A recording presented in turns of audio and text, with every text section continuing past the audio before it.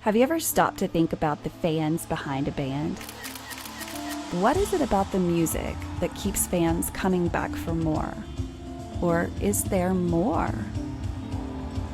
My name is Renee Lipsmeyer, and I am the host of this podcast, The Space Between Podcast, the podcast where we talk about the fans of the Dave Matthews Band. Each week, a fellow DMB fan joins the show to discuss their journey with the band. Welcome to the Space Between Podcast.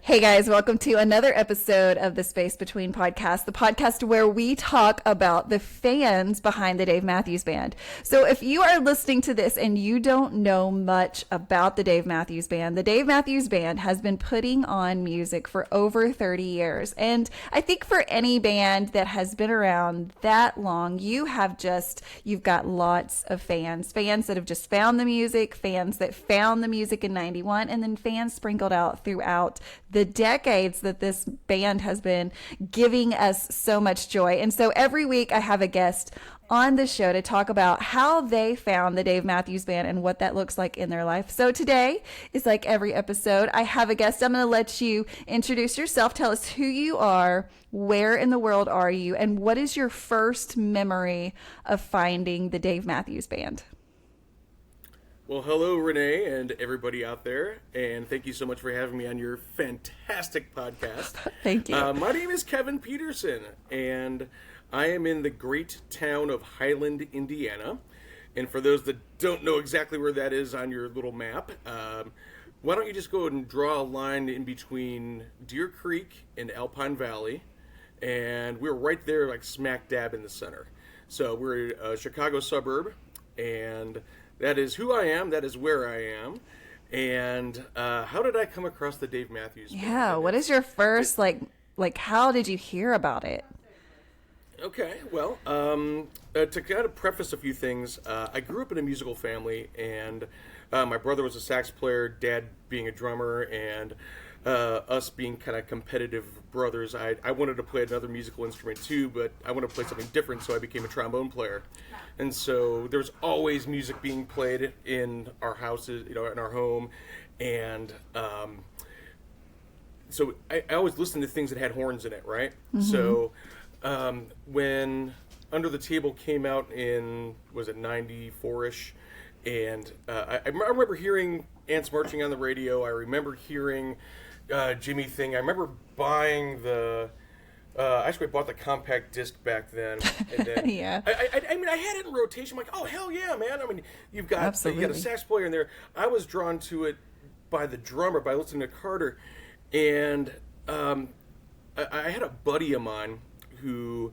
And I told a few folks this. I said, yeah, I'm going to say there was this one time at band camp story, and here it is.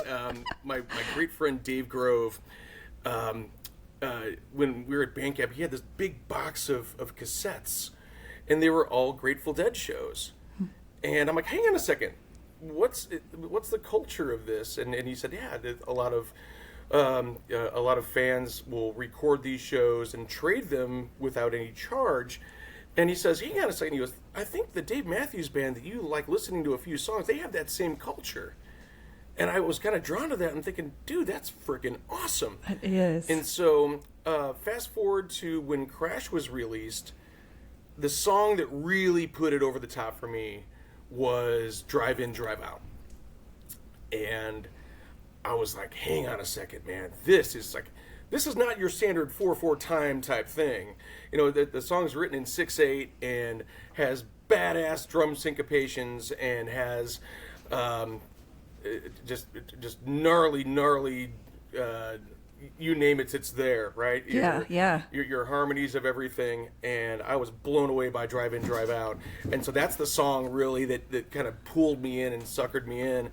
And I was in college, and a buddy of mine said, hey man, I just got back from seeing this band would blow your mind. And who was it? It was the Dave Matthews Band. Kevin, you got to see these guys the next time they rolled through. And so I had to wait until my first gig was, and I'm just remembering notes here and such. Yeah, get the notes out. May 30th, May 30th, 98, Alpine Valley. And I went with a bunch of college buddies. It was only one night. And that's when they only played Alpine one night. I did not know they did that. Mm-hmm. And I had to kind of go through like, oh yeah, we have certain websites now we could look at set lists. We're so spoiled now. Yeah. Exactly. And so it was a two-step opener. And you think about opening up a gig with a two-step opener. Right. People just lose their freaking minds, right? Yeah. And so that is how I came into the Dave Matthews Band, was being, of course, drawn to it through horns and Dave's quirky vocals. And like so many of your previous guests have mentioned, the early 90s were totally full of grunge rock, and Metallica was at their height, and you had every bit of grunge artists that everybody else has listed, and we all know who they are. But it was a breath of fresh air. Yeah. It was having acoustic rock, and it was having horns. It was having everything else, just like everybody else has said. So all that said, that is how I got sucked into the Dave Matthews Band, and even myself playing in multiple bands here and there, I was able to share a stage with my dad with a certain band here in the Chicagoland area for well over 20 years. And we played everything you've ever heard that has horns in it. And I was just bringing in Dave song after Dave song after Dave song. Yeah. Fellas, we got to cover this shit, right? And we had some older fellas in the band that said, we don't know if this is our swim lane, because we do a lot of like 70s and 80s style of music. And I'm thinking, all right, but like the bulk of people really want to hear this shit. I think so.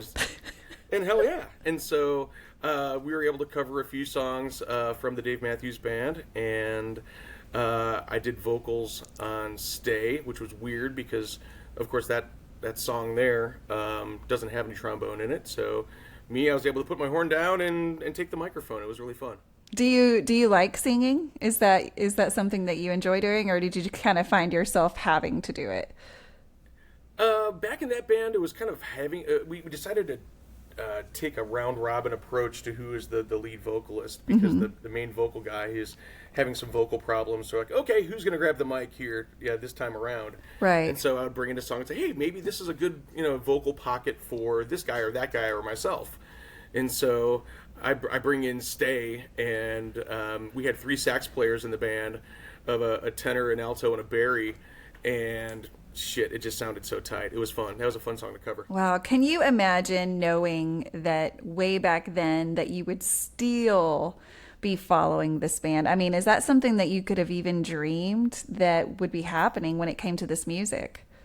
Yes and no. That's a great question to ask. Because if you think about, like, my buddy from high school, Dave, who introduced me to the Grateful Dead and the taper culture, and how long the Dead toured and played, and you start thinking about a lot of these really good bands that have been around for many, many years. I mean, hell, you start thinking about the Allman Brothers and so many of members that came and went with them, and I'm thinking that is a potential of the Dave Matthews Band, and we've already seen a lot of folks come and go with our favorite band here with DMB. Yeah. And so I'm saying, all right, yeah, it could have ended soon. It could have ended, oh, hell, when Dave decided to go and say, I'm going to do my own record, right? When that whole kind of split, and I think a lot of us were nervous. And that was actually kind of right around, 2000, I want to believe? Oh, God, when did Some Devil come out? Somewhere in that 2000, early 2000s. Exactly. And my wife and I, amongst other friends, were like, dude, this is the beginning of the end. I think a lot of people thought that, and I had never thought about that. I had never thought about that at all. And so you're the second person that has said there was some bit of fear associated when Some Devil came out, that was the beginning of the end, and that, so I'm glad to hear. I mean, I'm not glad to hear. That would have been a terrible time as a fan. Obviously, I didn't really get into the meat of the band until after that, so I didn't have that fear because I got into the future, right? They were back together after Some Devil. Yeah. And so, I mean, what are your thoughts on Some Devil? Right? Jesus, right? I know. Is Some Devils some? I hear a lot of mixed reviews on Some Devil, and I do think that a lot of people cannot dissociate the fear that comes when they listen to that album because it brings back that time frame. But like. Musically, and since you're a musician, I know you've probably looked into who he brought in for that album and just that album in general. What are your thoughts about his solo album? It was great. You had a little bit of a breath of fresh air, right? You had all different musicians come in, and that's when they did the Dave and Friends tour. He brought Trey in, and I was lucky to see them play in, it was December of 2000. Oh my God, yeah. Now that I'm remembering it. And if you think about one song off that record that totally does it for me, and I think a lot of people out there will agree, when you hear Sweet Up and Down, shit, that could have been a single, man. That has the energy off that record that you would hear off of any past or current Dave Matthews Band record. And so I thought that record was very well done. It was a little bit of a different avenue that Dave wanted to take musically and say, this is something I want to do that I feel like I may have had some shackles, I had some limitations with the entire group, and when you have so many people together, nobody's going to agree. Right. Say, hey, we should do it this way, or write this song, or include this song, or exclude that one. And so I think Dave had his own free reign to say, listen, this is my record, this is how I want to have it done, and you've seen nothing but green lights, right? Right. And so yeah, and I think it was. I remember. Go ahead. Go ahead. No, I just think it's such a beautiful thing because they've married that into the Dave Matthews Band now, right? A lot of those songs that he did put out on Some Devil have really been incorporated into the band as a whole. And so it turned, his solo stuff was used later. So it wasn't all in vain, right? Like it was stuff that he could continue to use even now. I saw a show just recently in Europe where he played Some Devil. So those songs are still being played, but in a beautiful, different way, right? With, some other people alongside him. And isn't it beautiful to hear the current setup of how it is? Yeah. I'm thinking, man, we are truly in a moment where everything is gelling and everybody is clicking very, very well. And you're saying, all right, this version, call it 2.0, 3.0, 5.0, wherever the hell we're at in the timeline, is pretty damn sick. So, But I kind of going back to your original question of how did you feel when all that happened? I remember well before Facebook and everything, the biggest way for all of us fans to communicate was through the chat boards on the Warehouse. And when that was launched in '98, I remember spending hours upon hours in chat rooms and going back and forth and talking with people. And that was really the number one way for all of us nationally and internationally to connect and to share our ideas on these things. But that's also where we also met a lot of people saying, hey, I'm coming to Charleston, I'm coming to New York City or the Gorge or whatever, and getting ideas. And now we have a billion different Facebook groups that are able to share those ideas and such. Kind of going, again, back with Warehouse chat rooms and things, that was like our way to get tickets. Yeah. Right? Yeah. And now I think the ticket situation is much, much different. And also we're able to trade shows. So kind of piggybacking on the taper conversation and that taper culture that I loved so much, I remember saying to some friends, I'm like, dude, I could do that shit. I could be a taper. Yeah. And my then girlfriend and now wife of 20 years, Julie, said, honey, you do that. That'd be great. And I remember for Christmas, my mother got me these are all recorded way back in the day on Sony mini disc players. Hell yeah. So yeah, the first show, I'm again looking at the notes here. First show I ever recorded was July 6th of 2001 at Soldier Field. Wow. And so you had Buddy Guy opening up for him. You had the Lovely Ladies. This was during the whole, just before, right around when Every Day was released, but when Lily White Sessions were rolling pretty hard. And the quality of those recordings were absolute crap. Do you still have them? Like, are they in your possession still? Yes, I do. I still Yes, have a yes. working Sony mini disc player, and I remember talking to a guy when we were camping at Deer Creek, this tremendous campground that is no longer there called Dead Creek, and I was talking to this taper, and he's like, "Kevin, what kind of rig do you use?" I'm like, I do on a mini disc recorder, and he said, "Oh, I remember when I did that back in the day." And so when I would find, like, a day or two later, there would be, oh yeah, don't worry, we can always find the show in less than a week with tremendous recording quality. And so I'm tipping my cap right now to every taper and every couch tour person that selfishly gives their time and has to protect their microphone and go in early and go through all the security checks and whatever it takes. And then for those that, like our guy Darren Baldwin, that both you and I know, and Yes.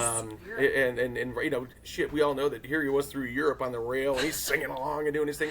Well, that takes So great. that takes a lot of time and dedication. Exactly, It does. And It does. so, major props to all those folks that that selfishly give their time. Yes, and thank you energies, so much. sharing. Yeah, we're so lucky. I mean, we do live in a great time as far as technology goes, and so there's many more ways that music is accessible for you and I. But obviously, back in 1991, they did not have the technology that we do now. So, you know, as the band has gone on, boy, have we seen a shift in technology. I mean, talk about tapers from the old days being out in the crowd, literally putting the audio on a tape cassette. Then we move forward to those mini disc and those CDs. And then we move forward to, you know, having the internet, right? Like the creation of the internet has happened during the life of this band. I mean, that right there is like, what the fuck, right? Like this band has been through every hurdle, and its fans have just continued to keep pushing forward, and that pushes us to keep learning new technology ways, right? Like, I don't have a fucking clue. Here we are on a podcast now in 2024 talking about the Dave Matthews Band, right? So we keep finding a way, but it's because we're passionate about this music, but also this band has yet to stop changing what they're doing. Like, it's a constant, like, look what we're doing now, look what we're doing now, look what we're doing now. And so, I mean, what is the hook about this band that keeps you and your wife coming back for more? I would say two things. Number one is, without a doubt, and I think a lot of us out there will agree, the fans, the other fans, the people, the groups of people we meet, tremendous souls, right, that are now become like family to us. I think of our friends Brian and Kristen and their two little boys, and we are aunts and uncles to these kids, right? And so we go to shows all over the U.S., and I've been really lucky to meet some fabulous friends that are lifelong friends through meeting them in the weirdest of places. Give us an example. Come on, let's talk about it. Okay.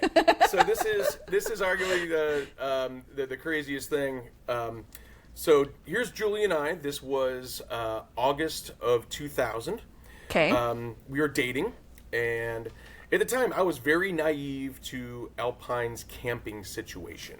I was thinking, all right, cool, load up the car full of a shitload of camping gear, head up there, we'll find a spot to camp, we'll be fine.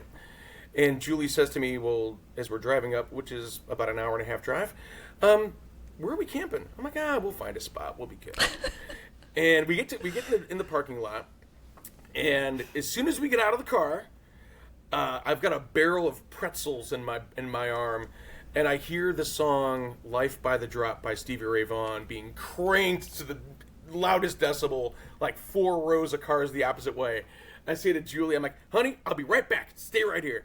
And I get to this group of folks, and they are arm in arm singing "Life by the Drop" by Stevie Ray Vaughan and passing a bottle of Jack Daniels and a bottle of Jose Cuervo, and instantaneously my jug of pretzels. And as soon as the song is over, they all scream, "One more time!" And they sing the song again. Oh my God. The song's over, and for the second time, and they say, "Who the hell are you, man?" I'm like, Just showed up in the parking lot. Yeah. And I'm like, I'm sorry, my name's Kevin. My girlfriend Julie's, a few car rows away. Like, well, bring that girl over here and party with us. Like, because, as a lot of us know, Alpine Valley is a very sacred ground. It's where Steve Ray Vaughan's helicopter crashed and where he ultimately passed away at his final show there. And so, we go to the show, and oh, I'm sorry, while we were tailgating, they said, well, where are you guys camping tonight? Because back in the day, we camped all over the place. Yeah. And we said, well, dude, we have nowhere to camp. We're kind of homeless right now. And they said, well, just follow us back to our campground after the show, and we'll help you, get through. I'm like, great. So after the show, and for those that have not been to Alpine, a lot of the campgrounds are really spread out. They could be 10, 15, 20 miles away from the venue. Holy shit. So So I think they've probably found like the furthest campground away, probably a solid 30-minute drive. And Julie's like, these assholes are gonna fucking kill us. They're gonna stab us. You're going to be murdered. Like, no. Yeah, we are gonna end up on the news, right? We're like missing, an APB out on Kevin and Julie. So, no, man, they helped us pitch our tent. It was late. We started drinking, sitting around a campfire. We wake up in the morning. I then had a bartending job that I was supposed to go to work the next day, and I told them, like, sorry guys, but we got a boogie. And they're like, no, you guys are staying for night 2. Here are tickets for night 2. You're joining us. We're partying all day here at this campground. We're then gonna go to the lots at 3:00 when they open up or whatever. And 2 of those people stood up at our wedding. Oh my God. Yeah. Oh, that's a great story. Oh, yeah. He met a dude. Our buddy Brian. Yeah, and everybody had these weird ass nicknames, and so it's like, who's this guy? Oh, that's Sexy Bitch. So yeah, Brian is. I'm like one of the only dudes that still calls him Sexy Bitch, and then Sexy Bitch and his wife Kristen, but we called her Kook. So Sexy Bitch and Kook, and then our friend Megan, who's never really had a Yahoo name, but she now lives in Port Angeles, Washington, and so all said and done. They've been tremendous friends of ours for a very, very long time. Yeah, and our friend, and our friend Chris DeFrancisco, and a lot of us that have been to Mexico know this guy because he had a big sash for his 100th show last year, 2 years ago. Yeah, he became our travel buddy, and so Chris D, this is the guy. Every tailgate, him and his sister Amanda, they make probably between 500 and 1,000 Jello shots. And holy shit! Oh yeah. And so this guy goes, shit, KP, and my initials, KP. And he's like, KP, how are we going to make these Jello shots in Mexico, man? Because it's kind of tradition. It's kind of what we do. Right. It's your thing. Yeah, the light bulb goes on. And he's like, hang on a second. We've got a coffee maker in the room. I could use that to create hot water. And la-di-da. He comes down with a whole entire tray of Jello shots, and we're doing Jello shots in the pool. And people are like saying, where the hell do you guys get these Jello shots? And wow. Christine goes, well, where there's a will, there's a way. Coffee pot Jello shots. Coffee pot Jello shots. Yeah, my lady. Coffee pot Jello shots. I love that. Yeah. I mean, that's just thinking outside of the box. You're getting things done. You're party starters, right? Like nothing's gonna stop you. You're like MacGyver in the DMB. You're like finding a way. Yeah. So that was part one of the answer. Your question is what brings you back, and the friends. That's connections one. The second is, I would say, the anticipation of not knowing what you're going to hear or who will join them on stage. And so, kind of consulting the notes here, if you think about when they always had an opener before they did the 2 sets thing and everything, and kind of where they're at today. So 2013, I looked up some stats here, was the last year that they had consistent show openers. And after that, now we kind of always see, at the Gorge, they always have, like this year it's Trombone Shorty, amongst others. And so us seeing so many of these awesome opening acts, and, that moment of, like, for example, being at the Live in Chicago show where Victor Wooten plays on 41, and good golly, is that version just amazing. Yeah. And Maceo Parker, he's the saxophone player from James Brown, playing on What Would You Say? And so just all these artists that would join them from time to time. And so now, like, that drug for me of going to these shows, like, okay, what other artist is in town? who Right. can join them. Yeah. And so I think that when they did I don't know if it's a live tracks or one of like the warehouse CDs, when Brandi Carlile joined him at Deer Creek for Spoon. Still, like right now, man, total Yes. goosebumps, man. Yes. That moment. And here she was singing that, and that's the first time that we've ever heard a female vocalist outside of Alanis Morissette sing and hear that. And so, man, when she came in on her verse that she came in, the entire place just went bonkers. I'm sure. And watching her jump up and down at the very end when Jeff Coffin and Carter are doing their back and forth jam, she's bouncing up and down and clapping her hands like she's the fan in the crowd watching these guys do their thing. Yeah. She was nerding out for that shit just as hard as we were. Absolutely. And, Yeah. and those moments are what keeps us coming back. And so, Yes. Julie and I, and amongst so many others, have been lucky to see so many of these awesome opening acts from just created a list here. So, you ready to go for rapid fire? I want to hear All right. every single one. Okay, so from our gigs, these are the openers that we've been so lucky to see them either open or also join them. Okay. G Love and Special Sauce, George Clinton and the Parliament Funkadelics, Humphreys McGee, Sharon Jones and the Dap Kings. God rest her soul, Sharon. She fought a hard fight against cancer. The Black Crowes, Willie Nelson, Poi Dog Pondering, Maceo Parker, Government Mule, Indigenous, Angelique Kidjo, Mr. Buddy Guy, Robert Randolph and the Family Band. God, I love listening to Robert.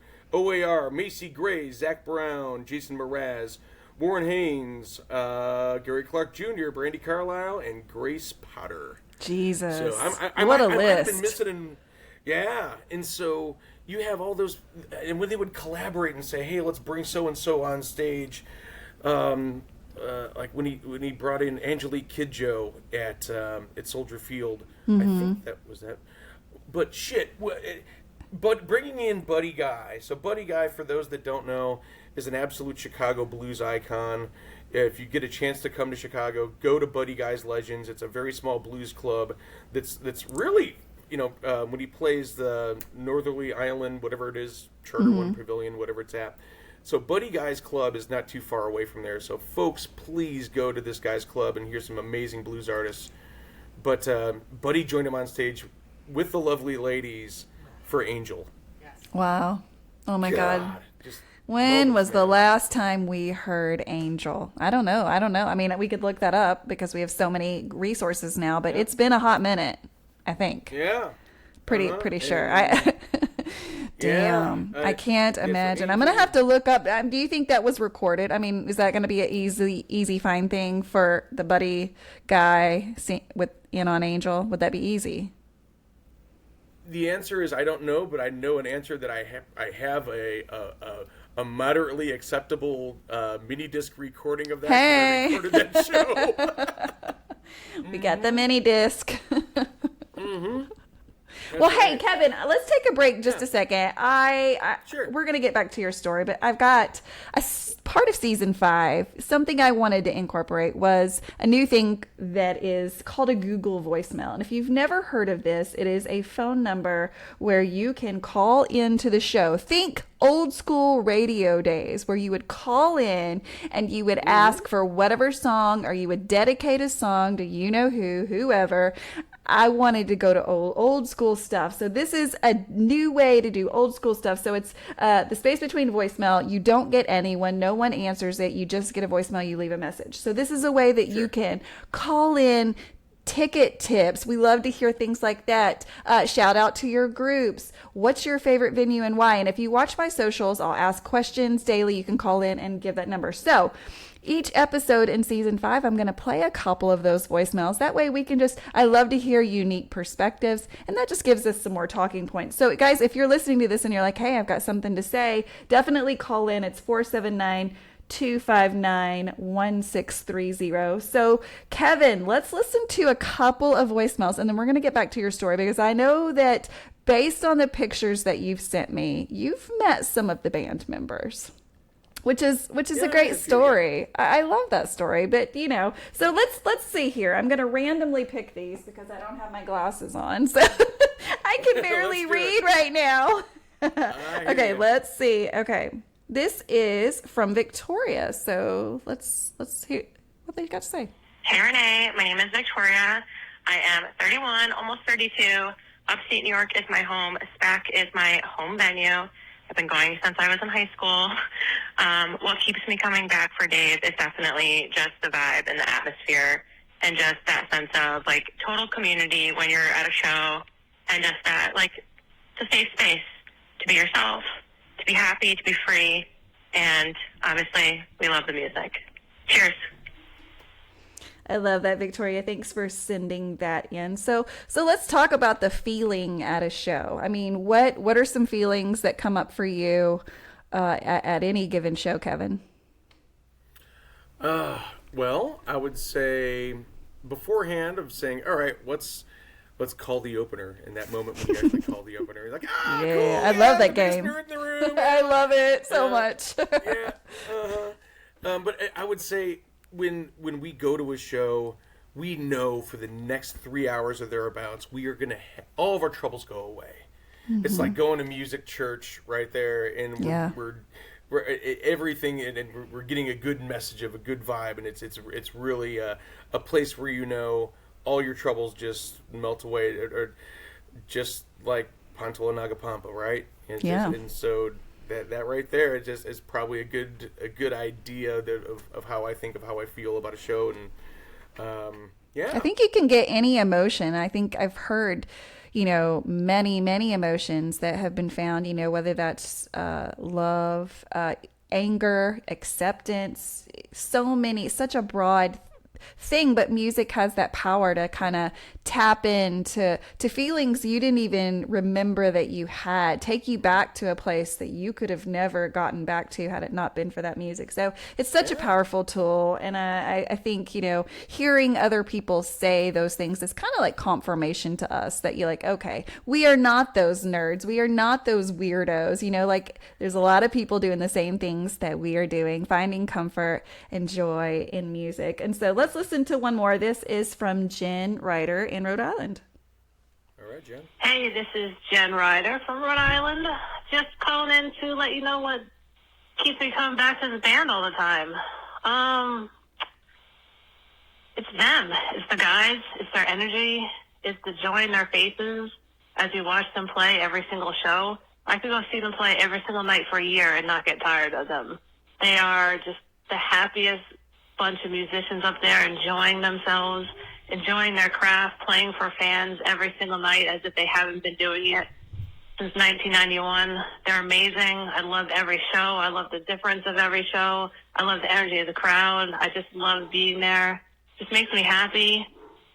And just seeing them as happy as they are every time keeps me coming back for more. I love that. Thanks, Jen, for calling in. So guys, definitely call into this Google voicemail. This show doesn't work without people helping me. Obviously, this is the story of the fans. And so each episode has to be a new fan or we don't have a show anymore. So definitely, if you want to be on the show, you can find me on socials, message me that way. Anybody can apply. You don't have to have been to 100 shows, or you don't even have to have been to one. You just got to love the Dave Matthews Band. But also, I'm open to talking about why you don't love the Dave Matthews Band. I'm very open in having that conversation. So if you know someone that doesn't love the band, let's get a group session. We're not going to debate it. It's not a debatable topic. We're just going to talk about, okay, let's talk about why. I would love that conversation. Yeah, I've got a buddy of mine, Sean, absolutely goes, there's KP again, going to another Dave Matthews show. And it's not his swim lane. It's that's okay. It's not for everyone. Yeah. I know that. But I think it's music worth talking about, because it is hard to now in the past, whenever, it is hard to find a band that is like this one, because of all of the types of music that are incorporated into making this one sound. And so, I think it is attractive for a lot of people. If you like rock star guitar playing, okay, we can do that. Do you like sometimes to have that church, let's go to church feel? Okay, we can do that. Do you like the sound of a sexy saxophone. Okay, we can do that. I mean, it's like, what do you want? I have it for you, right? And so I love the debate of like why someone doesn't like the music. Matter of fact, I just had someone on the show, and that was open and to saying, you know, I love the band, but I don't like Dave's voice. I'm open to hearing whatever you guys. So guys, call into that voicemail and leave any tips, tricks, points, trivia, because we're going to do that here in a little bit, Kevin. Maybe you didn't even know it was coming, but the trivia is coming. We're going to jump back into your story though, because I want to know, you know, you met how did the whole wife situation, because it sounds like obviously you're both fans. Now, when you're dating, you decide to get married. I mean, Dave's just been a part of your whole marriage. Is that right? Yeah. So when I met Julie, I met her at work. And our offices were on opposite sides of the hallway, to which we called the moat. It was like this big moat, and she heard me playing a show from like one of the first tapes I'd traded. It was like a Tracks or a Flood Zone show, and she walks across the she goes, "Is this a Dave Matthews bootleg show?" I'm like, "Hell yeah, baby!" I'm like, "Are you a fan?" She goes, "I love these guys." She goes, "I saw him play at Soldier Field the year before, opening up for Neil Young," and I was like, "Get out of here! All right, we could talk more." And of course, you know, she's a very attractive lady too, so I wanted her to stay. It was a win-win. Oh yeah, exactly. She's waving right now. She doesn't ever use it. Honey, you're gonna have to stand behind me. It's all good. Yeah. So it's good. Here we are. Yeah, exactly. So that's how we we realized we had something in common, right? Mm-hmm. Yeah. And she then attended another show at Soldier that I was not attending at the time, and all I wanted to do was just be there with her.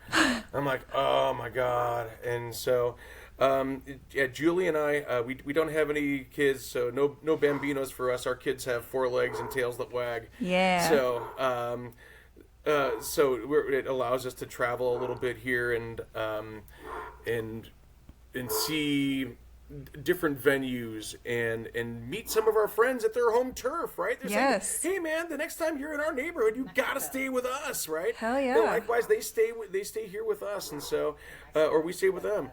So all said and done, her and I have we're lucky to do a really interesting run of shows to celebrate her 100th and my 100th on the same tour. So when is it? And when is it going to happen? It already happened. Or did it already? Oh, okay. Tell us about that. It happened in 2019. So what happened was we're like, hang on a second. We're doing the math, and it's really hard because before we started like counting shows and how a lot of folks do that now, and I was like, hey, and I really got to. And her and I had to do some real heavy like thinking of like, all right, yeah, how many total shows and this and that, and where were we, and where did we travel and such. And so we like, hey, this is going to happen on the same tour. And I only had one more show attended than her at the moment. And so we started off going to the Deer Creek shows, and then there was a space, and then Tinley Park, Illinois. After that were 2 shows at Alpine, and the second night of Alpine was my 100th. And from there, it was crazy because like we both took off like 2 or 3 weeks of work to do this shit. It was just bonkers. Hell yeah, it's a celebration. So, yeah, and so the next day after Alpine, I think we had a day off, and then they played at Pine Knob, which is now DTE or whatever the hell they want to call it up there. And so that was Julie's 100th. And so after that, we hopped in the car and drove across the border into Canada and said, hey, let's go see him in Toronto. And so folks, yeah, I for everybody out there who's seeing him in Europe right now and how the crowd is different in Europe, it's very similar to that in Toronto. And Dave will say a couple of unique, political things here and there, to which he did, and in saying something, hey, I understand that, things are a little bit different now. And so after that, we leave Toronto and we go to SPAC. And that was our first time going to SPAC. And like a lot of those have said, hey, make sure you have pavilion seats. The lawn is really tricky. The lawn is tough. Yeah. Yeah, man. And at that point, I was so fucking tired. I remember laying down in the lawn, and after that long run at night 2, and I'm like, I'm just going to lay down because I'm bushed. What a run, though. I mean, these are the days. 9 shows in 12 days is what that was. So, yeah, so Jules and I, we get along extremely well, along with our buddy Chris D. Francisco. Chris D., who Mr. Jello Shot. Coffee pot Jello Shot, dude. Hell yeah. And, yeah. And so, yeah, that's right. So, Julie and I have talked about this. If we take away the Dave Matthews Band out of our relationship, we would still have the love of live music, of course, of other bands and other artists and such. But we know that at some point, there is going to be that time where the band will disband and something will happen. I mean, we all know where Carter's at with his age, but I hope that dude keeps on drumming like Charlie Watts did with the Rolling Stones. Medicare pays forever. well. You got good health insurance, Carter. Yeah, exactly. It's like, we all know that there's going to be that moment, right? Yes. So we want to try to go to as many shows as we can. And this year we're taking a break. We're not going to be as aggressive. At one point we would average 6 to 8 shows a tour, and now we're this year the only tickets we have right now are Bourbon and Beyond. So we Hell yeah. One. Yeah, I think you're going to that too, right? The Space Between podcast will be at Bourbon and Beyond. Yeah, you will. That's right. And so, on top of that, of the Space Between podcast being at Bourbon and Beyond, one of our mutual friends, Brian Brown, from Mexico, Mr. Bearded Brian, he is going to try to get you to do some form of podcast from the parking lot of Alpine Valley. So, this here's year, a little next year? spoiler. Next year? No, this year. If you are going to Alpine this year, I'm my friend, not. are you I'm going to attending? be in Alaska. Oh, son of a gun. Alaska's a good place to go to. I know. Now, this is a bucket list for the podcast because I know damn well you'll be alive and pumping, and the podcast will be thriving well. I hope in so. 2025, of course. Yes. We will do a live podcast from the mayhem of the yellow. Was it the yellow parking lot, dear? No. It's the blue parking lot. Yeah. Green. Or the green. Oh, now Where's we got all that? the colors of the spectrum of the parking lots. not yellow, So it's the unique thing about Alpine Valley is they have color-coded parking lots. And lot. and Blue some lot. You wanna the get the blue blue lot, spoiler alert for those that want to know, easy in, easy out, and you're not in the sea and abyss of parking forever. The blue lot's where it's at. So they have the blue, color. the yellow, the green. Yeah. So there you go. Well, Blue, I'm out to get you as soon as I can get to Alpine. Yeah, my tour this year, last year was a record for me in many ways, and so this year is going to look a lot different. I am just doing a few because really trying to focus on my family. They are just at those key ages for needing and wanting to hang out with them, and so I am doing some more family stuff this year, but that doesn't mean that the podcast is stopping just because I'm not at a concert, because look, we're not at a concert right now, and here we go. The Space Between is working. So okay, let's take another time out because I want to do some trivia with you, because you've been around for a while. I think it can be fun. This is how this podcast kind of spawned, I guess. Back in COVID, I started a group so that we could do Dave Matthews Band trivia. I love trivia. I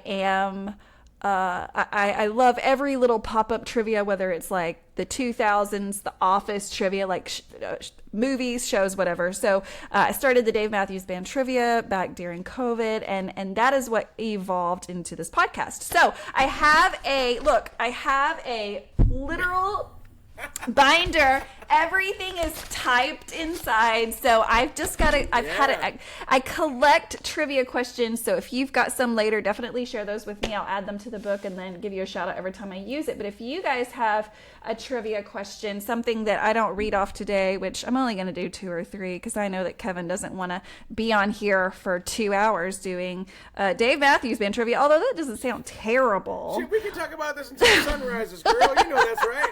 Come on. So guys, 479-259-1630, and that again just goes straight to the voicemail, so you can leave some more trivia. But okay, Kevin, let's see here. I just found some great questions, and then I closed my book to show you how cool it was, and so now I've lost my spot, but I'm gonna find it because okay, let's see. I'm not going to start easy on you. I feel like you're a very seasoned fan. I'll say that.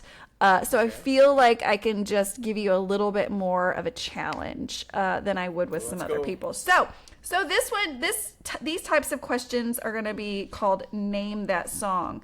I'm not going to give you song lyrics. I'm going to give you descriptive words, could be a sentence, just descriptive words. And with those descriptive words, you're going to try to give me a song title. Now, that probably sounds crazy, but let's start slow. Okay.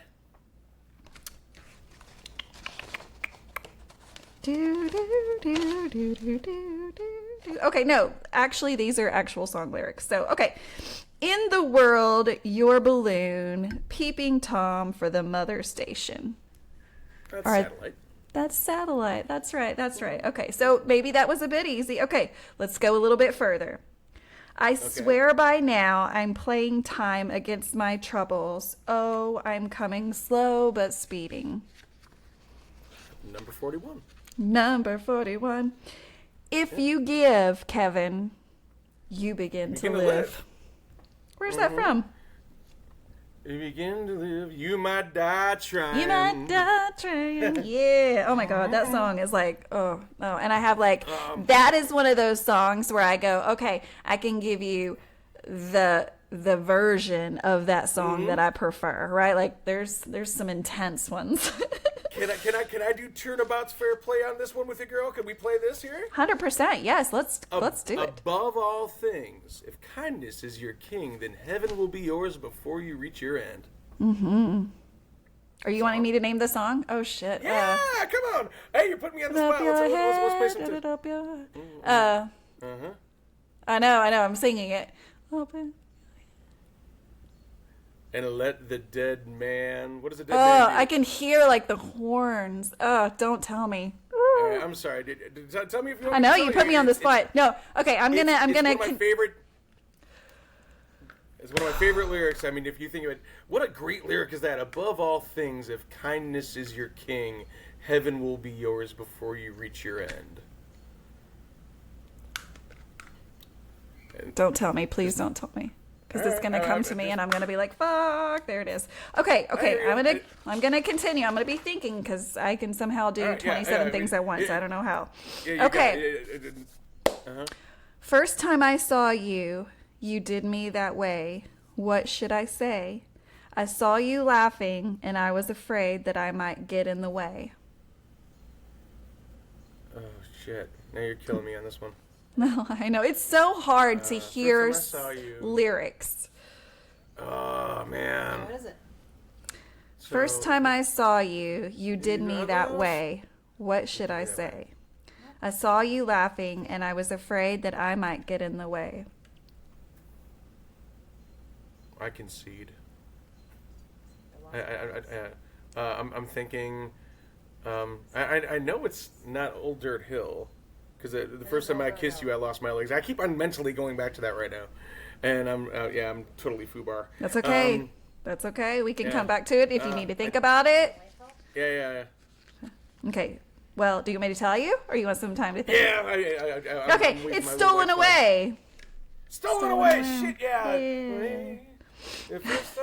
It's like you hear it and then you're like, oh my God, I'm such a moron. Like it's so hard. It's so hard. You have to hear it. You have to. You do. That's what makes the trivia hard, though, is hearing it out of place, right? It makes it so. Yeah, that's a bathroom song for me. Let's go get another beer and go to the bathroom and yep.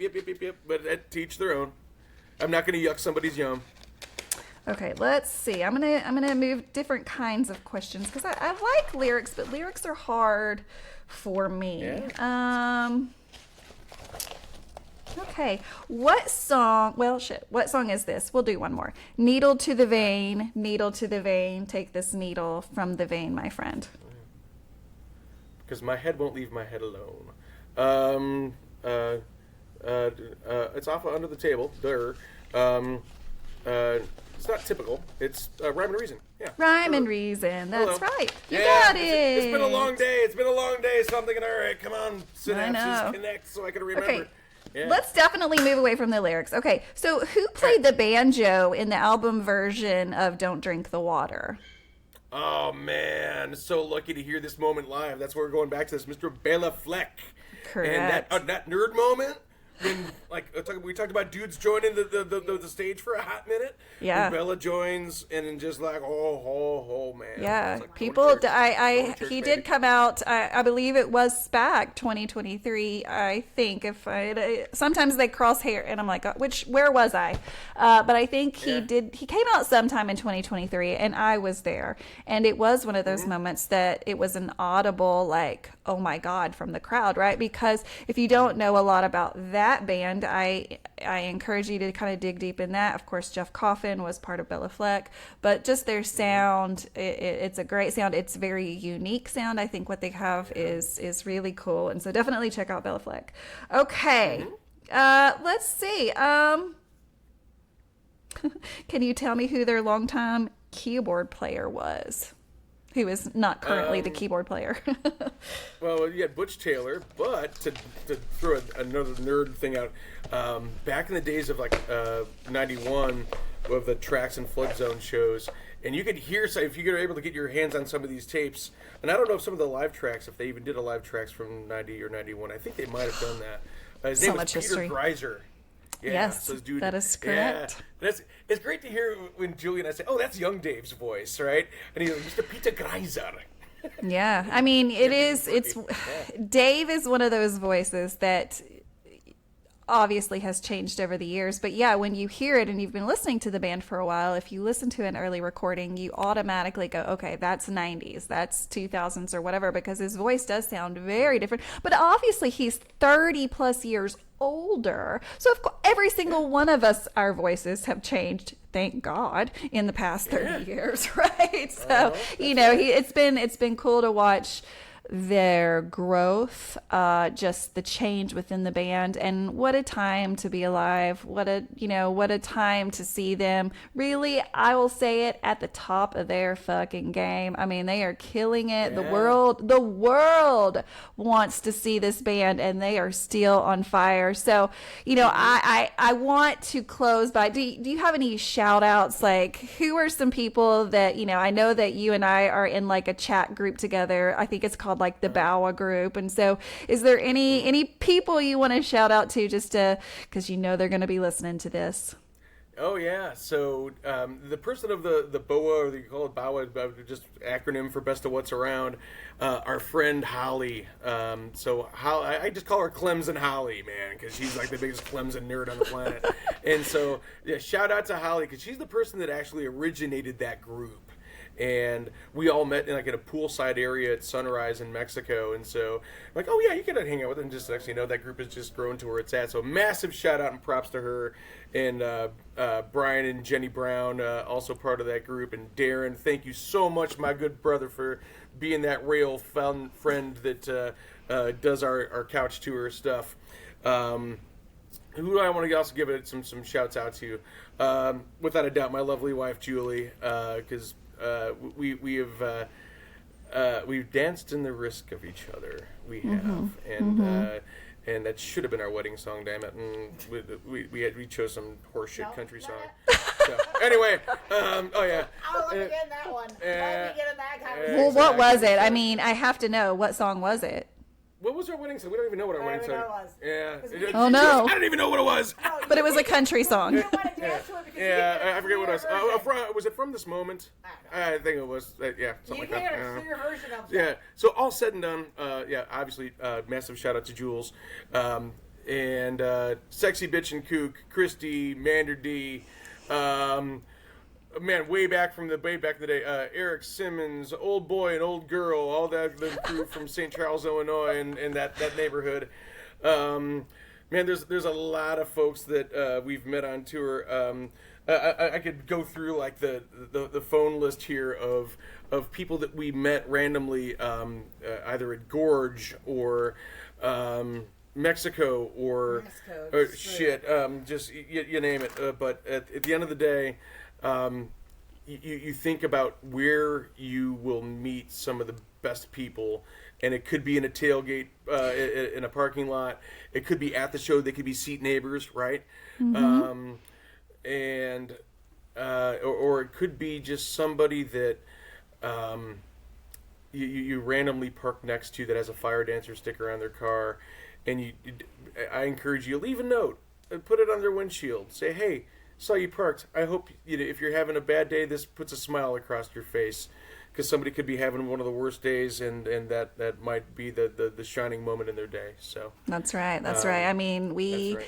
We definitely are part of a fan group that it's amazing. There's a better word. It's not coming to me right now, but obviously that's what this podcast is about. And so thank you for coming on the show and kind of giving your journey, if you will, with this band. And so, this show again doesn't work without people coming forward to talk about their experience with the Dave Matthews Band. And your story doesn't have to be like, where you found yourself or how it saved you. Though there are stories like that, but everyone's journey is different, and it could be that you just really dig the music, and I love that story too. So guys, if you're interested in sharing your journey, definitely reach out, call the Google voicemail, do all of that. But Kevin, thank you so much for number one, for supporting what I'm trying to do with this, but number two, for being on the show. Absolutely. Thank you so very much, and hope to see everybody out on tour. Absolutely. It's quickly approaching. So guys, be sure to watch all the socials. The Space Between podcast will be at the opening show. We'll be at Tampa, West Palm Beach, Houston, and Dallas. So look for those events on social medias. But in the meantime, guys, peace, love, and Dave Matthews Band. Thank you, Kevin.